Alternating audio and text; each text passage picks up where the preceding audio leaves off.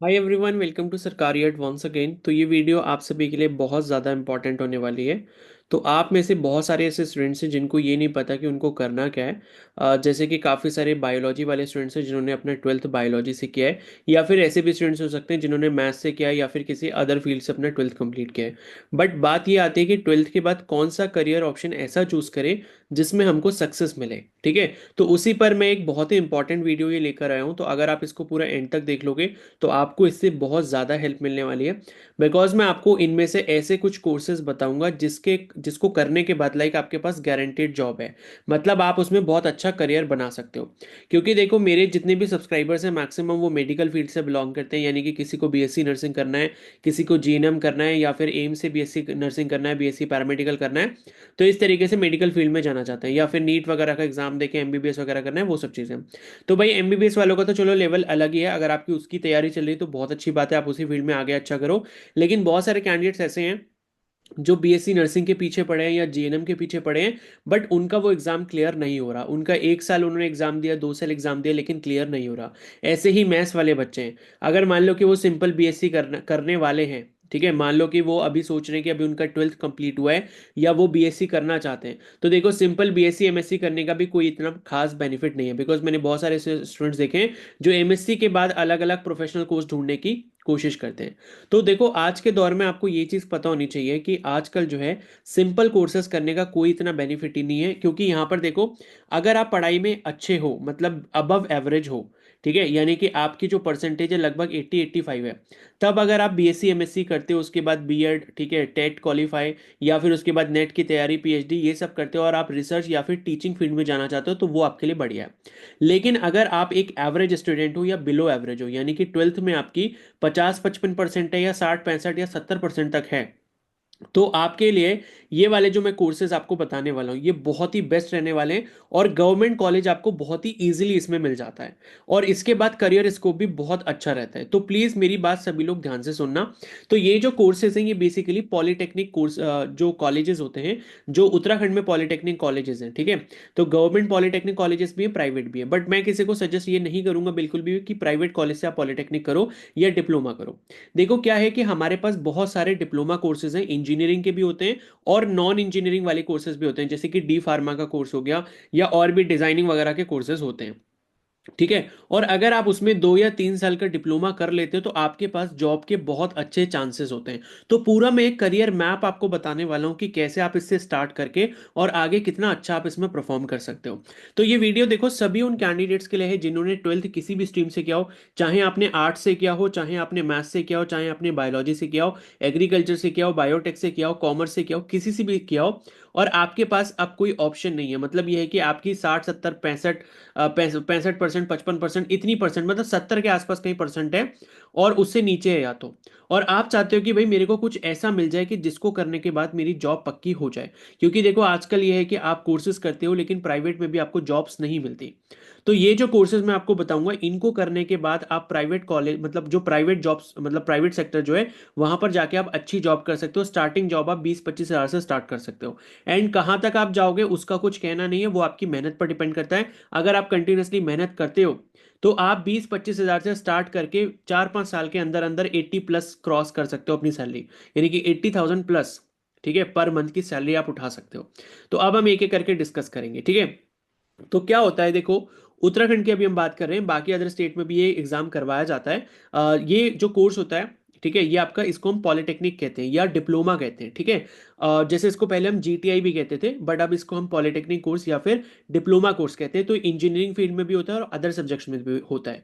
तो इसका जो एग्जाम होता है, ठीक है, इसका जो एग्जाम होता है वो उत्तराखंड में यूबीटीईआर कंडक्ट करवाता है, Uttarakhand board of technical education and research, ठीक है।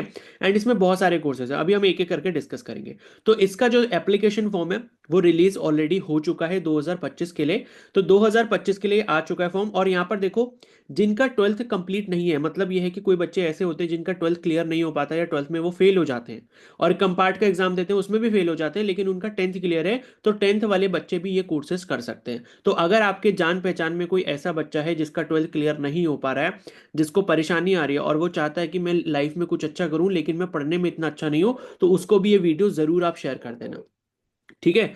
तो ये जो आपका एग्जाम होता है, इसको इस एग्जाम को हम जीप के नाम से जानते हैं, जीप। ठीक है। ये जीप का एग्जाम होता है। जीप का फुल फॉर्म ये लिखा हुआ है, जॉइंट एंट्रेंस एग्जामिनेशन पॉलिटेक्निक्स 2025। ये उत्तराखंड के बारे में बात हो रही है। यहां पर जो सरकारी कॉलेज मिलेगा वो उन्हीं को मिलेगा जिन्होंने 10th या 12th या तो उत्तराखंड से किया है या उनके पास स्थायी निवास प्रमाण पत्र है, यानी कि उत्तराखंड का डोमिसाइल है। ठीक है। तो आगे का डिस्कशन स्टार्ट करने से पहले मैं आपको एक चीज यहां पर बहुत इंपॉर्टेंट बताना चाहूंगा कि अगर आप मेरे से अपनी करियर काउंसलिंग करवाना चाहते हैं, यानी कि आपको नहीं पता कि आपको आगे क्या करना चाहिए, आपकी परसेंटेज के अकॉर्डिंग, आपके इंटरेस्ट के अकॉर्डिंग अगर आप ये जानना चाहते हो या मेरे से डिस्कस करना चाहते हो कि आपके लिए बेस्ट करियर ऑप्शन क्या रहेगा, तो आप मेरे से पर्सनली कांटेक्ट कर सकते हो। मेरे आप मेंटरशिप प्रोग्राम में एनरोल कर सकते हो। मेंटरशिप प्रोग्राम में एनरोल करने का जो चार्ज है वो ₹297 है। ठीक है। तो इसके बाद क्या होगा, जब आप एनरोल कर लोगे, आपको क्या करना है, ये टेलीग्राम आईडी मैं आपको शेयर कर रहा हूं, SHIKHER_297। इस टेलीग्राम आईडी पर आपको मेरे को मैसेज करना है, एंड मैसेज करने के बाद आपको एक क्यूआर कोड मिलेगा जिस पर 297 का पेमेंट करने के बाद आपको एक ग्रुप में ऐड कर दिया जाएगा, एंड आपको मेरा कॉन्टैक्ट नंबर भी मिल जाएगा, जिसके बाद आप मेरे से डायरेक्टली कॉल करके अपने जितने भी डाउट्स हैं करियर को लेके या जो भी हैं, ठीक है, या आप अगर कोई पेरेंट हो, आप अपने बच्चे के बारे में जानना चाहते हो कि उसको क्या करना चाहिए, वो इस फील्ड की तैयारी कर रहा है, उसका ऐसा परफॉर्मेंस चल रहा है, ये सारे डाउट्स अगर आप डिस्कस करना चाहते हो मेरे से और एक सही गाइडेंस आप लेना चाहते हो सो दैट कि करियर में आप अच्छा करो, तो आप मेरे से कांटेक्ट कर सकते हो। ठीक है। तो अब वापस आ जाते हैं अपने डिस्कशन के ऊपर। यहां पर देखो, इसके जो एप्लीकेशन फॉर्म थे वो 6 जनवरी 2025 से स्टार्ट हो गए थे, और लास्ट डेट मैंने आपको ऑलरेडी बता दी है, 30 अप्रैल 2025 तक है, यानी कि इसका फॉर्म जो है 30 अप्रैल तक भरा जाएगा। ठीक है। इसकी वेबसाइट कौन सी, फॉर्म कैसे भरना है, वो भी अभी हम आगे डिस्कस करेंगे, एक एक चीज करके देखते जाओ। ठीक है। और उसके बाद जो है ऑफलाइन में इसका फॉर्म होता है, आप किसी भी पॉलिटेक्निक कॉलेज जाके भी इसका फॉर्म फिल कर सकते हो, बट ऑनलाइन करना ज्यादा अच्छा है और ज्यादा आसान है। ठीक है। तो अब हम यहाँ पर डिस्कस करते हैं एप्लीकेशन फॉर्म की फीस के बारे में। तो जो भी कैंडिडेट्स ऐसे हैं जो अनुसूचित जाति यानी कि शेड्यूल कास्ट से हैं, एससी से हैं, अनुसूचित जनजाति यानी कि एसटी से हैं, तो उनको जो फीस यहाँ पर देनी होती है वो ₹500 देनी होती है। और बाकी अन्य सभी वर्गों के लिए, चाहे जनरल कैटेगरी हो, चाहे ओबीसी हो या फिर ईडब्ल्यूएस हो, उनको ₹800 यहाँ पर फॉर्म फिल करने के देने होंगे। ठीक है। ये चीज आपको ध्यान रखनी है। तो फॉर्म की हमने डेट्स डिस्कस कर ली, हमने फीस डिस्कस कर ली। उसके बाद आगे हम कोर्सेज पर आवा जाते हैं एक एक करके। ठीक है। और मैं आपको बता दूं, यहां पर जो मैं आपको डिटेल बताऊंगा, आपका देखो जो सिलेक्शन है वो बहुत आसानी से हो सकता है। आपको थोड़ा ही पढ़ना है, ज्यादा नहीं पढ़ना होता है इस एग्जाम को क्लियर करने के लिए। इस एग्जाम में बहुत कम कंपटीशन है, लेकिन लोगों को पता नहीं होता, लोगों को गिने चुने ऑप्शंस पता होते हैं, इस वजह से बस वो उन्हीं की तरफ देखते हैं, जिस वजह से वो हमेशा क्या रहते हैं, डाउट में रहते हैं और अपने साल खराब करते रहते हैं। तो साल खराब करने से अच्छा है कि एक दिशा को पकड़ो, उसी में अपना काम करो, उसी में मेहनत करो, और आप बहुत आगे तक चले जाओगे। ठीक है। तो जो इस वीडियो को सीरियसली ले लेगा और जो उस पर काम करना शुरू कर देगा, वो सच में एक दिन बहुत अच्छे से सक्सेसफुल हो जाएगा। तो यहां पर अगर मैं बात करूं कि भाई जब भी आपको यहां पर कॉलेज मिलता है, एडमिशन मिलता है, अगर आप उसकी काउंसलिंग वगैरह या कोर्सेज वगैरह के बारे में भी मेरे से आप डिस्कशन करना चाहते हो, राय लेना चाहते हो, तब भी आप मेरे मेंटरशिप प्रोग्राम में एनरोल कर सकते हो। तो यहां पर मैं आपको यही सजेस्ट करूंगा कि प्राइवेट कॉलेजेस से पॉलिटेक्निक कोर्स मत करो, इतना कोई खास नहीं है। लेकिन अगर आपको सरकारी कॉलेज मिल जाता है तो पहला फायदा तो यह है कि सरकारी कॉलेज की वैल्यू बहुत ज़्यादा होती है। दूसरी चीज़ ये है कि वहाँ पर फीस जो होती है वो बहुत कम होती है। 10-12 हज़ार रुपए साल की आपकी एक साल की फीस होती है, और आपका 30-40 हज़ार में पूरा कोर्स हो जाता है, 2 या 3 साल का जो भी होगा। ठीक है। जनरली 3 साल का होता है। 2 साल का भी होता है, वो उन लोगों के लिए होता है जो ट्वेल्थ के बाद एग्जाम देते हैं, लेकिन वो दूसरे टाइप का एग्जाम देते हैं। तो अभी मैं डिफरेंस बताऊंगा दोनों में क्या है। और 10th के बाद जैसे जो देते हैं उनको 3 साल का ही करना पड़ता है। तो ये है कि वो उनके लिए है जो ट्वेल्थ क्लियर नहीं कर पा रहा। तो ऐसा है ना, देखो मैं किसी को भी सजेस्ट ये नहीं करूंगा कि 10th के बाद डायरेक्टली वो डिप्लोमा कोर्स कर ले। अगर कोई ऐसा बच्चा है जिसके 10th के बाद उसने ट्वेल्थ के बाद मतलब ट्वेल्थ के पेपर दिए लेकिन ट्वेल्थ उसका क्लियर नहीं हो पा रहा, तो वो इसके ऊपर जा सकता है। लेकिन जिसने ट्वेल्थ कंप्लीट कर लिया वो तो आराम से चला जाएगा, उसको कोई दिक्कत नहीं। लेकिन ये है कि ट्वेल्थ करना भी बहुत जरूरी है। तो जिससे ट्वेल्थ क्लियर नहीं हो पा रहा, बार बार फेल हो रहा है, एग्जाम की तैयारी नहीं कर पा रहा, तो फिर ट्वेल्थ छोड़ के इसकी तैयारी कर ले और इस एग्जाम को क्लियर करके सीधे डिप्लोमा कोर्स में एडमिशन ले ले। ठीक है। तो बहुत सारे कॉलेजेस हैं, हर जिले में आपको जो है आराम से कॉलेजेस मिल जाएंगे। जैसे कि गवर्नमेंट कॉलेज यहाँ पर आप देख सकते हो, गवर्नमेंट कॉलेज अल्मोड़ा है। ठीक है। उसके बाद गवर्नमेंट पॉलिटेक्निक यहाँ पर देहरादून वाला है, गवर्नमेंट पॉलिटेक्निक देहरादून पिथु वाला। तो ये गर्ल्स पॉलिटेक्निक अलग है, ये सुद्धू वाला में है। ये आपका देहरादून पिथोवाला में। ऐसे बहुत सारे आपको कॉलेजेस मिल जाएंगे। स्टार्टिंग में आपके सारे गवर्नमेंट पॉलिटेक्निक लिखे, हर जिले में आपको एक दो गवर्नमेंट कॉलेजेस आराम से मिल जाएंगे, पूरी लिस्ट है यहाँ पर। ठीक है। ये पीडीएफ अगर आपको चाहिए तो मैं अपने टेलीग्राम चैनल पर शेयर कर दूंगा, उसका लिंक मैं आपको कमेंट सेक्शन में दे दूंगा। उसको ज्वाइन करके पीडीएफ आपको वहां पर फाइल्स में मिल जाएगी। ठीक है। तो ये बहुत सारे कॉलेजेस हैं, इनकी आगे सीट्स वगैरह लिखी हुई हैं। ये सीट्स आप देख सकते हो कैसे करके लिखी हैं, सॉरी ये ब्रांच कोड्स लिखे हैं, ठीक है, कि कौन कौन सी ब्रांच के कोर्सेज यहाँ पर किस किस कॉलेजेस में पाए जाते हैं, ठीक है। वो आपको सब इन्फॉर्मेशन यहाँ पर मिल जाएगी। तो ये अभी हमारे इतने काम की नहीं है, हम मेन मुद्दे पर आते हैं। अब हम बात करते हैं कि यहाँ पर कौन कौन से कोर्सेज हैं, ठीक है। तो यहाँ पर देखो बहुत सारे कोर्सेज हैं, केमिकल इंजीनियरिंग कर सकते हो आप, पॉलिटेक्निक कर सकते हो केमिकल इंजीनियरिंग में। और यहां पर मैं आपको डिफरेंस बता देता हूं, जो मैं आपसे कह रहा हूं कि भाई 3 साल का कोर्स और 2 साल का कोर्स क्या डिफरेंस होता है इनमें, कैसे आप कर सकते हो। तो देखो यहां पर जो इंजीनियरिंग के कोर्सेज होते हैं उसको आप दो तरीके से कर सकते हो। जैसे कि मान लो हमारे पास दो टाइप के बच्चे हैं, एक ऐसा बच्चा जिसके पास सिर्फ और सिर्फ 10th की मार्कशीट है, उसने 10th पास करा है, या फिर 12th के एग्जाम दिए थे लेकिन वो उसमें पास नहीं हो पाया, मतलब उसकी जो मैक्सिमम क्वालिफिकेशन है वो 10th है।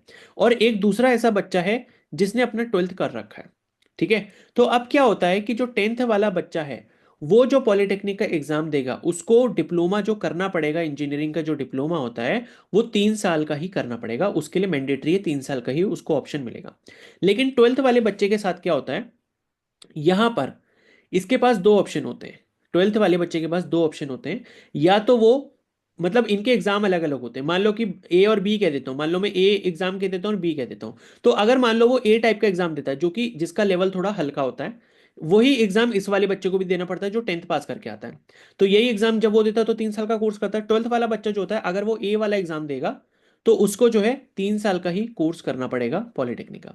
लेकिन अगर वो बी टाइप का एग्जाम दे देता है जो कि जिसका डिफिकल्टी लेवल थोड़ा ऊपर होता है, हायर होता है, वहां पर सिलेक्शन के चांसेस भी कम होते हैं, तो वहां पर सीटें भी कम रहती हैं उन बच्चों के लिए। तो वो अगर बी वाला एग्जाम क्लियर कर देता है 12th के बाद, तो वही सेम पॉलिटेक्निक कोर्स उसके लिए 2 साल का हो जाता है। 2 साल का कैसे हो जाता है, क्योंकि उसको सीधे सेकेंड ईयर में एडमिशन मिलता है, जिसको हम लेटरल एंट्री एडमिशन कहते हैं। क्या कहते हैं हम इसको, लेटरल एंट्री एडमिशन कहते हैं। तो ये फैसिलिटी सिर्फ उन बच्चों के लिए जिनका 12th पास हो चुका है और वो एक दूसरे स्पेशल टाइप का एग्जाम अगर क्लियर कर लेते हैं तो उनको ये मौका दिया जाता है कि वो सीधे सेकंड ईयर में एडमिशन ले लें। तो यहां पर उन बच्चों का क्या होता है, 1 साल बच जाता है। अब मेरे हिसाब से 12th के बच्चे को देखो क्या करना चाहिए, 12th के बच्चे को ए और बी दोनों टाइप के एग्जाम देने चाहिए। मान लो कि अगर उसका बी वाला एग्जाम क्लियर हो जाता है तो उसका 1 साल बच जाएगा। 1 साल बचने से होगा क्या, कि 2 साल में आपका कोर्स खत्म होगा, आपको जल्दी जॉब मिलेगी। दूसरी चीज यहां पर क्या होगी कि 1 साल जो आपने नहीं पढ़ा, फर्स्ट ईयर जो आपने नहीं पढ़ा उसकी फीस बचेगी, ठीक है। और फर्स्ट ईयर में जो पढ़ाया जाता है वो 11th और 12th का दोबारा से कोर्स पढ़ाया जाता है, तो इतना कोई फायदा होता नहीं है पढ़ने का, ठीक है ना। तो 12th पास जो बच्चा है उसको ए और बी दोनों टाइप के फॉर्म फिल करने चाहिए। अगर बी वाला क्लियर हो जाता है उसका और उसके थ्रू उसको एडमिशन मिलता है तो 2 साल में उसका कोर्स कंप्लीट हो जाएगा, बहुत अच्छी बात है। नहीं होता है तो 10th वाला एग्जाम भी देना चाहिए, मतलब जो 10th वाला लेवल का एग्जाम है जो कि ए वाला एग्जाम होता है वो उसको देना चाहिए। अगर वो क्लियर हो जाता है तो ये है कि भाई कम से कम कोर्स में एडमिशन मिल जाएगा, सरकारी कॉलेज मिल जाएगा, लेकिन 3 साल में खत्म होगा, तो 1 साल ज्यादा और मेहनत करनी पड़ेगी, बस ये डिफरेंस रहता है। तो आई होप ये चीज आप समझ गए होगे। तो एक आपका सिंपल वाला हो गया, एक आपका लेटरल एंट्री वाला हो गया। तो अब हम अपने डिस्कशन पे वापस आते हैं। तो यहाँ पर देखो क्या है कि बहुत सारे कोर्सेज हैं, अब मैं आपको इनमें ऐसे सेलेक्टेड कोर्सेज बताऊंगा जो कि बहुत अच्छा है आगे फ्यूचर के लिए, ठीक है। अब एक चीज और मैं बता दूं कि देखो यहां पर क्या होता है, जो इंजीनियरिंग कोर्सेज होते हैं वहां पे लड़कियां बहुत कम जाती हैं। जो गर्ल्स कैंडिडेट्स होती हैं वो इंजीनियरिंग में इतना इंटरेस्ट नहीं दिखाती हैं। तो इस वजह से क्या होता है, जो लड़कियां यहां पर जाती हैं इंजीनियरिंग कोर्स में उनका बहुत अच्छे से भला हो जाता है। क्योंकि बहुत सारी कंपनीज ऐसी होती हैं जो अपनी कंपनी में कुछ वैकेंसीज ऐसी निकालती हैं, उनका फिक्स्ड कोटा होता है। उनका फिक्स्ड क्या होता है, कोटा होता है कि भाई इतना कोटा जो है हमें सिर्फ लड़कियों का रखना है, मतलब रिजर्वेशन होता है हर प्राइवेट कंपनी में, ठीक है। और क्या है कि जब लड़कियां ही कम जाती हैं इंजीनियरिंग में तो जितनी लड़कियां जाती हैं उन सबको आसानी से जॉब मिल जाती है। तो मेरा कहने का मतलब यह है कि भाई कोई भी अगर फीमेल कैंडिडेट है तो उसके लिए तो ये बेस्ट ऑफ बेस्ट अपॉर्चुनिटी है। जो आप लोग एएनएम जीएनएम बीएससी नर्सिंग फलाना फलाना कोर्सेज के पीछे आप पढ़े हो, उससे अच्छा अगर आप इस डायरेक्शन में चले जाओगे तो आप बहुत अच्छा करोगे लाइफ में। बट ये है कि यहां पर क्या है, एक तो ये है कि आपको भाई पहले आपको कोर्स करना पड़ेगा, कोर्स करने के बाद मेहनत तो देखो सबको करनी पड़ती है, एंड मेहनत करने के बाद ये है कि आप इंडस्ट्री में जॉब करोगे, ठीक है। अलग अलग डिपार्टमेंट्स में आप जॉब करते हो, लेकिन जॉब्स भी अच्छी होती है, कॉर्पोरेट की जॉब ठीक है ना। बाकी जगह तो देखो आपको सैलरी नहीं मिल रही, लेकिन यहाँ पर आपको सैलरी धीरे धीरे बहुत अच्छी मिलने लग जाती है। तो बहुत फायदा होता है खासकर फीमेल कैंडिडेट्स के लिए, जिनको कोई आइडिया नहीं है कि भाई हमको ये करना है वो करना है, उससे अच्छा भाई तुम लोग ये कर लो ना तो मजा आ जाएगा। क्योंकि अगर मान लो आपका आगे प्लान है कि मुझे सरकारी नौकरी करनी है, तो इंजीनियरिंग कोर्स करने के बाद मैं आपको बता दूं कि उत्तराखंड के अंदर हर सरकारी नौकरी के अंदर यहां पर 30% जो सीटें हैं वो सिर्फ और सिर्फ महिलाओं के लिए रिजर्व रखी गई है। फीमेल कैटेगरी के लिए या फीमेल स्टूडेंट्स के लिए यहाँ पर रिजर्व रखी गई है। अब तुम ये सोचो कि इंजीनियरिंग करने लड़कियां पहले से ही इतनी कम आ रही हैं, उसमें से भी मान लो उनके लिए कोई वैकेंसी आएगी, जैसे जेई की वैकेंसी आती है, जेई का जो फुल फॉर्म होता है वो होता है जूनियर इंजीनियर। तो जब आप ये पॉलिटेक्निक कोर्स करते हो तो आप ये जेई की पोस्ट के लिए एलिजिबल हो जाते हो, जूनियर इंजीनियर के लिए एलिजिबल हो जाते हो। और ये वैकेंसी हर 3-4 साल में आती रहती है, सरकारी वैकेंसी हर 3-4 साल में आती है। तो 30% सीटें रिजर्व है। मान लो कि कभी आपकी 500 वैकेंसीज आई टोटल, 500 जेई की वैकेंसीज आई, तो 30% का मतलब ये है कि 150 सीटें यहाँ पर सिर्फ और सिर्फ फीमेल की है। और जब बच्चे ही इतने कम जा रहे हैं लड़कियों में से इंजीनियरिंग करने के लिए, तो ये सोचो कि जितने जाएंगे और अगर वो थोड़ी सी मेहनत कर लेंगे तो उनका सिलेक्शन सरकारी नौकरी में गारंटीड है। ये समझ लो। तो ये जो बात है ना, ये आपको कोई नहीं बताएगा। ठीक है, ये जो मैं आपको फ्री में इतनी सारी इंपॉर्टेंट चीजें बता रहा हूं, ये आपको कोई नहीं बताएगा। बिकॉज ये सब चीजों से मैं गुजर चुका हूं, क्योंकि मैंने खुद इंजीनियरिंग की है। ठीक है, मैं खुद एक बीटेक ग्रेजुएट हूं, अभी मेरा मास्टर्स भी चल रहा है, तो मैं खुद एक इंजीनियरिंग ग्रेजुएट हूं। तो मुझे ग्राउंड रियलिटी पता है। आप लोग डायरेक्शन लेस हो, आपको नहीं पता होता। आपने अगर ये 12th में बायो ले ली तो आप सोचते हो कि भैया मुझे बायो में ही जाना है, तो बायो ले ली, कोई बात नहीं। बट ये होता है कि अब 12th के बाद आपकी जिम्मेदारियां धीरे धीरे बढ़ने लगती हैं, आपको फोकस करना होता है कि अब आपको ऐसा कोई कोर्स अच्छे से करना है जिसके बाद आपको जॉब 100% सक्सेस में, मतलब 100% आपको जो जॉब यहाँ पर मिल जाए। ठीक है। तो अगर आप इन चीजों को ध्यान से समझोगे तो आपको बहुत अच्छे से समझ आएगा। और फिर भी अगर आपको नहीं समझ आता और पर्सनल अगर आप मेरे से मेंटरशिप लेना चाहते हो तो उसकी फैसिलिटी भी है, तो वो भी आप मेरे से ले सकते हो। ठीक है ना। तो 297 रुपीज़ कोई इतना बड़ा अमाउंट नहीं है, बट ये है कि आपके करियर का कुछ अच्छा भला अगर आप चाहते हो तो उसके लिए भी डायरेक्टली आप मेरे से कॉन्टैक्ट कर सकते हो। तो अब यहाँ पर बहुत सारे कोर्सेज हैं, केमिकल इंजीनियरिंग है, सिविल इंजीनियरिंग है, कंप्यूटर साइंस है, इलेक्ट्रिकल है, इलेक्ट्रॉनिक्स है, इंफॉर्मेशन है, मैकेनिकल है, एग्रीकल्चर है, उसके बाद मैकेनिकल इंजीनियरिंग ऑटोमोबाइल है। ठीक है, केमिकल इंजीनियरिंग इन पेंट है, उसके बाद यहाँ पर आप देखोगे chemical technology rubber and plastic है, ऑटोमोबाइल इंजीनियरिंग है, इलेक्ट्रॉनिक्स एंड कम्युनिकेशन है, इलेक्ट्रिकल है। ठीक है, प्रोडक्शन इंजीनियरिंग है, सिविल इंजीनियरिंग है। और मैं आपको बताऊं यहाँ पर जो है एक अभी कोर्स आया है, वो पिछले साल से आया है। ठीक है, इस कोर्स का नाम जो है वो आप यहाँ पर ये देख रहे हो, ये वाला जो कोर्स आपको दिख रहा है, एयरक्राफ्ट मेंटेनेंस इंजीनियरिंग। ये इतना अच्छा कोर्स है, आगे इसकी इतनी अच्छी डिमांड है कि भाई अगर आप ये कोर्स करते हो तो आपको, आप ये सोचो एयरक्राफ्ट मेंटेनेंस इंजीनियरिंग का मतलब ये है कि आप जो है हवाई जहाज को ठीक करोगे, या उसकी जो रिपेयरिंग होती है, उसकी जो मेंटेनेंस होती है, वो चीजें आप चेक करोगे। ठीक है, और ये कोर्सेज जो है बहुत ही, ये वाला जो कोर्स है बहुत ही कम कॉलेजेस में आपको मिलेगा अगर आप सर्च करने जाओगे। तो ये कोर्स का जो अप्रूवल है ये पिछले साल से ही मिला है, और अगर आपको इसकी सीट मिल जाती है तो समझो कि बेस्ट है। ठीक है, तो ये एक हिंट है, एक टिप है, अगर आप खुद से भी पहले रिसर्च करो तो ज्यादा अच्छा रहेगा कि इसका स्कोप वगैरह क्या है। बट मेरे हिसाब से ये बहुत अच्छा कोर्स है। एयरक्राफ्ट मेंटेनेंस इंजीनियरिंग पिछले साल से ही शुरू हुआ है, तो जितनी जल्दी आपको अगर इसकी सीट मिल जाती है तो मेरे हिसाब से उतना ज्यादा बढ़िया रहेगा आगे के लिए। ठीक है। अब मैं आपको बताता हूँ कि कौन से कोर्सेज बहुत ही अच्छे हैं जिसमें आपको आगे जाके बहुत अच्छे से जॉब मिल सकती है। ठीक है, तो यहाँ पर जो है, और देखो उत्तराखंड में क्या है ना, अपने पास सिटकुल है पूरा। सिटकुल का मतलब ये है कि अपने पास फैक्ट्रीज इंडस्ट्रीज बहुत ज्यादा हैं। अगर आप ये उधम सिंह नगर वाला एरिया देखोगे, जिसमें आपका ये दिनेशपुर वाला एरिया हो गया, या रुद्रपुर या पंतनगर वाला एरिया हो गया, पूरा सिटकुल छाया हुआ है। सितारगंज में पूरा सिटकुल छाया हुआ है। उसके बाद हरिद्वार चले जाओगे, वहां पर पूरा इंडस्ट्रियल एरिया है। सेलाकुई चले जाओगे, वहां पर पूरा इंडस्ट्रियल एरिया है। तो आपके पास अगर आपने इनमें से जो मैं कोर्सेज आपको अभी सजेस्ट करूंगा, अगर आपने वो कर लिए तो आप ये मान के चलो कि आपको जॉब्स की कोई भी कमी नहीं है, आप कहीं ना कहीं अच्छे से लग जाओगे। और खासकर जो फीमेल कैंडिडेट्स हैं उनकी जॉब तो 100% पक्की है, ये बात आप समझ के चलो। ठीक है, और यहां पर मैं आपको जो कोर्सेज बता रहा हूं इसको एक बार देख लो कौन कौन से कोर्सेज अच्छे हैं। केमिकल इंजीनियरिंग ठीक है कोर्स, ये भी कर सकते हो। सिविल इंजीनियरिंग बहुत अच्छा कोर्स है, बहुत अच्छा स्कोप है आगे। उसके बाद यहाँ पर जो है उसके बाद मैकेनिकल इंजीनियरिंग गर्ल्स के लिए बहुत अच्छा है। मैकेनिकल में गर्ल्स नहीं जा रही हैं आजकल, बिल्कुल एकदम कम जा रही हैं। और यहाँ पर यह है कि सरकारी वैकेंसीज तो आनी है, तो सरकारी में भी जाते हो तब भी आपका हो जाएगा, और प्राइवेट में भी जाते हो जैसे कि जो आपकी मोटरसाइकिल की कंपनियां हो गई, गाड़ियां की कंपनी हो गई, हीरो हो गया, बजाज हो गया। ठीक है, बजाज आपको पता है यहाँ पंतनगर में प्लांट लगा हुआ है। टाटा का प्लांट यहाँ पर पंतनगर में लगा हुआ है। ठीक है, उसके बाद मारुति का प्लांट आपका गुड़गांव में लगा हुआ है, बजा और उसके बाद जो हीरो का प्लांट आपका हरिद्वार में लगा है। तो ये सारी कंपनीज, मैंने आपको बताया कि हर कंपनी के अंदर गर्ल्स को रखने का एक कोटा होता है। गर्ल्स की सीटें कुछ रखी जाती है कि भाई इतनी पोस्ट पर हम सिर्फ और सिर्फ गर्ल्स को रखेंगे। तो मैकेनिकल इंजीनियरिंग कोई भी गर्ल कर लेती है अगर, तो बहुत बढ़िया है। ठीक है, उसके बाद जो है एग्रीकल्चर इंजीनियरिंग, ये भी ठीक है कोर्स। क्योंकि रुद्रपुर साइड में अगर आपको पता होगा, आप सर्च कर लेना, जो रहता है इस साइड उसको पता होगा कि महिंद्रा हो गया, अशोक लीलैंड हो गया। ठीक है, ये सारी कंपनीज हैं जो कि ट्रैक्टर वगैरह बनाती हैं। तो एग्रीकल्चर इंजीनियरिंग वाले ही वहाँ पर लिए जाते हैं जनरली, ठीक है। मैकेनिकल इंजीनियरिंग ऑटोमोबाइल, ये भी अच्छा कोर्स है।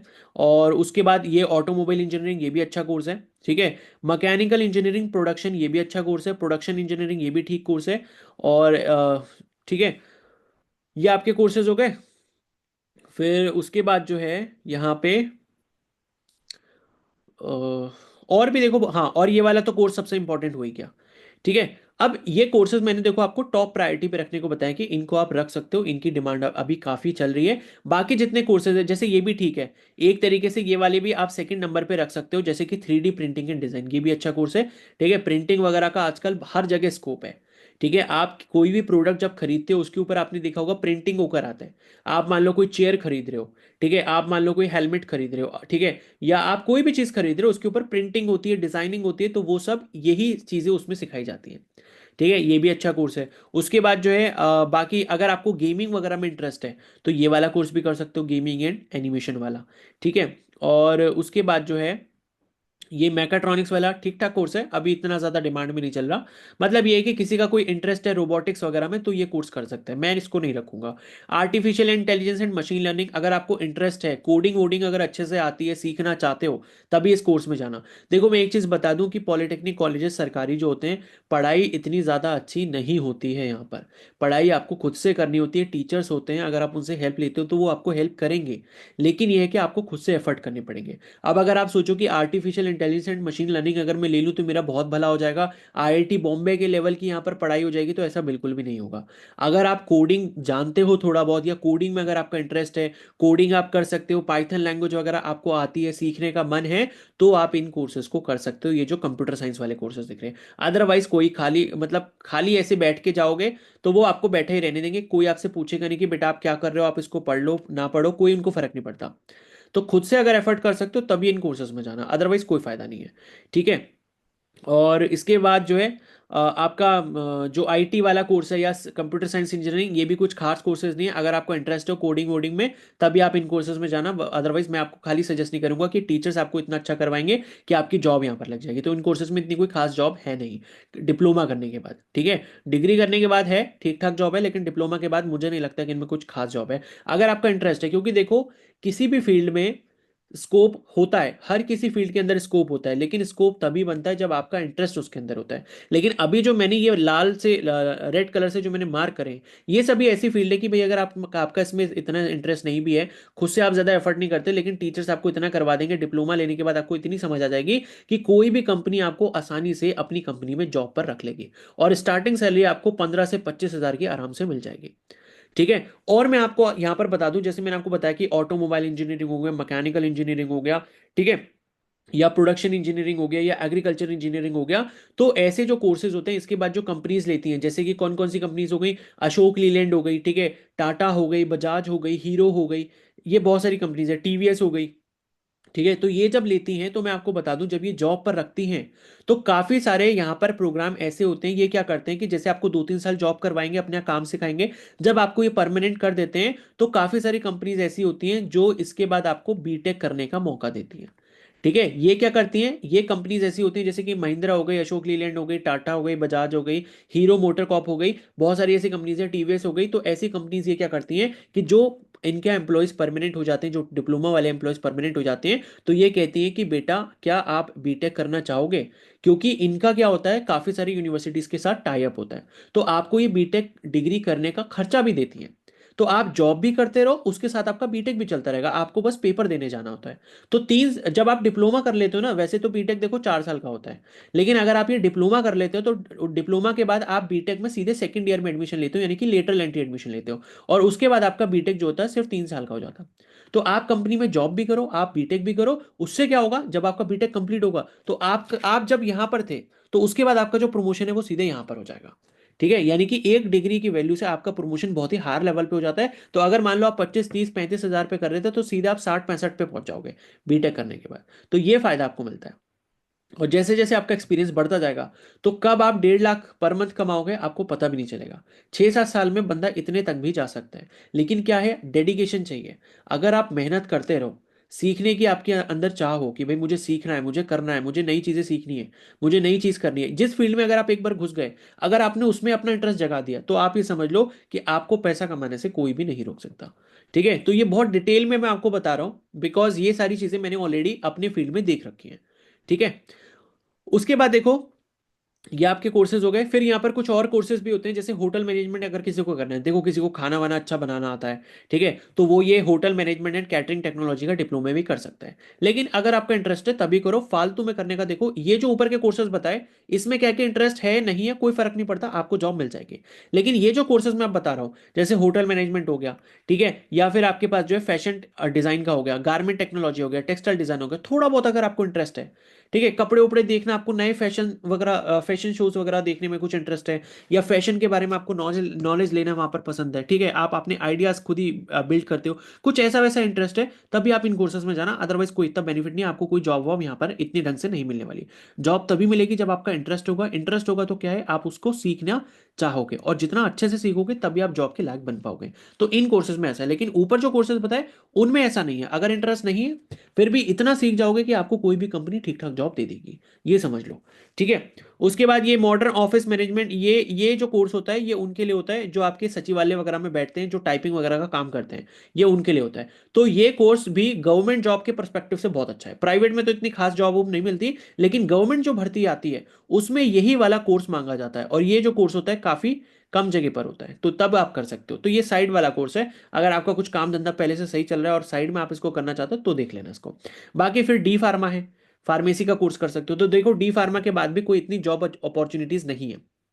ठीक है, डी फार्मा में यही है कि भाई आप डी फार्मा कर लो, उसके बाद आप अपना लाइसेंस वगैरह बना लो, आप अपना मेडिकल स्टोर खोल के बैठ जाओ, वो ज़्यादा बेटर है। क्योंकि प्राइवेट जॉब में देखो इतना कुछ नहीं है, प्राइवेट जॉब में कि आप एमआर वगैरह बन जाओगे, आप लोगों के पास जाओगे, आप डॉक्टर्स के पास जाओगे, उनसे कंसल्ट करोगे, आप जिस कंपनी में काम कर रहे हो उनकी दवाइयाँ बेचने जाओगे, कि भाई आप जो है आप अपने पेशेंट्स को हमारी वाली दवाई बेचें। तो ये सब काम होता है, तो ये इतना कुछ फायदा है नहीं। ठीक है, तो फार्मेसी वगैरह का इतना कुछ बेनिफिट नहीं है। ये तभी बेनिफिट है कि भाई अगर आप, आपके पास अपनी दुकान है, मेन मार्केट में कहीं दुकान है, कहीं अच्छी जगह पे दुकान है, और आपके पास थोड़ा बहुत पैसा है, 4-5 लाख रुपए पैसा है लगाने के लिए, तो और आप डी फार्मा करना चाहते हो, तब आप डी फार्मा करो और उसके बाद अपना मेडिकल स्टोर खोल लो। लेकिन ऐसी लोकेशन पे खोलो जहां पर लगता है आपको कि पेशेंट्स आएंगे, दवाई खरीदने आएंगे, या फिर आप किसी ऐसे डॉक्टर के साथ अपना संपर्क कर लो जो आपके साथ टाई अप कर ले, कि डॉक्टर आपके वहां पर फार्मेसी पे बैठेगा और वो जो दवाइयां लिखेगा वो दवाइयां आपके मेडिकल स्टोर से जाएंगी। तो ये आप काम फार्मेसी वाला कर सकते हो। ठीक है, उसके बाद ये PG diploma in computer application, ऐसी कोर्स है। ठीक है, इतना कुछ खास नहीं है, बस यही है। और उसके बाद ये देखो, ये लिखा है इन्होंने ए लेटरल एंट्री, ये ग्रुप ए है। लेटरल एंट्री का मतलब all branches of group engineering, तो ये वही वाला एग्जाम है। ठीक है, जो ग्रुप ए का एग्जाम है वो वही वाला एग्जाम है जो 12th के बाद आप देते हो, जिसके बाद आपको सीधे सेकंड ईयर में डिप्लोमा में एडमिशन मिल जाएगा।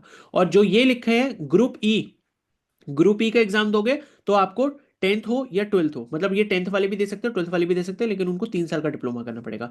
लेकिन जो ग्रुप ए वाला है इसमें भी इंजीनियरिंग के वही सारे कोर्सेज मिलेंगे, लेकिन इसको सिर्फ 12th वाले दे सकते हैं, और अगर आपने क्लियर कर लिया तो सीधे आप सेकंड ईयर में पहुंच जाओगे एडमिशन के लिए। बस ये डिफरेंस होता है। तो आई होप ये सारी चीज़ आपको समझ आ गई होंगी, मैंने काफी डिटेल में इसको समझाने की कोशिश करी है। ठीक है, तो यहाँ पर देखो, इसमें न्यूनतम शैक्षिक अर्हता लिखी है, मिनिमम एजुकेशन क्वालिफिकेशन, यहाँ पर सारी डिटेल लिखी है।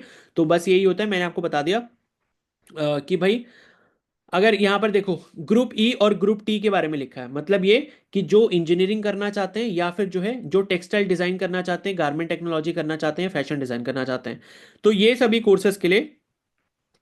और अगर आप 3 साल का करना चाहते हो, देख लो यहां पर साफ साफ लिखा है, अवधि कितनी लिखी है, 3 साल। तो अगर आप 3 साल वाला करना चाहते हो तो आपको सिर्फ चाहिए हाई स्कूल परीक्षा उत्तीर्ण। आपसे कोई नहीं पूछेगा कि 12th आपने करी है नहीं करी, 12th में आपका कौन सा सब्जेक्ट था, कोई नहीं पूछेगा, सिर्फ आपके पास 10th की मार्कशीट होनी चाहिए, और आप इंजीनियरिंग कर सकते हो 3 साल वाला, यानी कि 3 साल का डिप्लोमा आपको मिल जाएगा। और इसका पेपर देख लो, पेपर में क्या आता है, 50%, 50% लिखा है, खंड एक खंड दो, यानी कि सेक्शन वन जो है, सेक्शन वन में 50 नंबर, 50 क्वेश्चन जो है वो आपके 50 नंबर। मतलब ये कि जो 50% पेपर है वो आपका मैथ्स का रहता है, और 50% जो होता है विज्ञान का रहता है, जिसमें आपका साइंस रहता है, साइंस में आपका भौतिकी और रसायन आता है। भौतिकी और रसायन मतलब फिजिक्स और केमिस्ट्री, बायो नहीं पूछा जाता। ठीक है, तो 50-50% होता है। उसके बाद डिप्लोमा इन फार्मेसी है, फार्मेसी के लिए आपका 10+2 होना चाहिए, क्या बोलते हैं, विज्ञान स्ट्रीम से, यानी कि पीसीएम या पीसीबी से अगर आपने 12th करा है तभी आप डिप्लोमा इन फार्मेसी कर सकते हो, डी फार्मा कर सकते हो। और इसमें क्या है, फर्स्ट वाला जो सेक्शन है फिजिक्स केमिस्ट्री आएगा 50%, और सेकंड वाला जो सेक्शन है, अगर आपने बायोलॉजी से 12th किया है तो आपका 50% क्वेश्चन बायोलॉजी के होंगे, अगर आपने गणित से किया है तो 50% आपके क्वेश्चन गणित से होंगे, ठीक है। उसके बाद नेक्स्ट है देखो, ये ए वाला। तो ए वाला क्या था, मैंने आपको बताया था लेटरल एंट्री वाला, ठीक है, डिप्लोमा इंजीनियरिंग पाठ्यक्रम के द्वितीय वर्ष में लेटरल एंट्री के माध्यम से प्रवेश। तो इसके लिए देखो 2 साल अवधि लिखी है, और इसमें इन्होंने साफ साफ लिखा है कि भाई आपका जो है 10+2 होना चाहिए, किसमें, भौतिकी, रसायन और गणित में, या फिर जो है आपका जो है व्यवसायिक या प्रावधिक, ठीक है। तो देखो ये है कि लेटरल एंट्री में वही बच्चे एडमिशन ले सकते हैं जिन्होंने अपना 12th पीसीएम ग्रुप से किया, पीसीबी वाले नहीं कर पाएंगे। तो बायो वाले जो है वो सिर्फ 3 साल का ही कोर्स कर पाएंगे, क्योंकि बायो वाले अगर वो 3 साल का कोर्स करते हैं तो सिर्फ उनको 10th का सर्टिफिकेट चाहिए, और 10th की मार्कशीट अगर आपके पास है तो फिर आप जो है आराम से 3 साल वाला कोर्स कर सकते हो। तो 2 साल का कोर्स करने की अपॉर्चुनिटी सिर्फ और सिर्फ मैथ्स वाले बच्चों के पास है। तो ये थोड़ा सा डिफरेंस है, ठीक है। तो इसमें जो है पेपर में क्या आता है देखो, हाई स्कूल स्तर का जो है 40% तो गणित आती है, 20% भौतिकी आती है, 20% रसायन आती है, और 20% यहाँ पर सामान्य इंजीनियरिंग आती है। तो आसान होता है पेपर, इतना भी टफ नहीं होता। बट ये कि 10th वाला इससे बहुत आसान होता है, ठीक है, आराम से सरकारी कॉलेज मिल जाता है आराम से, ये समझो आप, ठीक है। बाकी के हम डिस्कस नहीं कर रहे हैं, बाकी आप देख लेना अगर आपको इंटरेस्ट है, ठीक है। और अब सिलेबस थोड़ा सा डिस्कस कर लेते हैं, एग्जाम पैटर्न वगैरह के वो थोड़ा सा डिस्कस कर लेते हैं। बाकी ये रिजर्वेशन वगैरह का लिखा है कि किसको कितना परसेंट रिजर्वेशन मिलता है।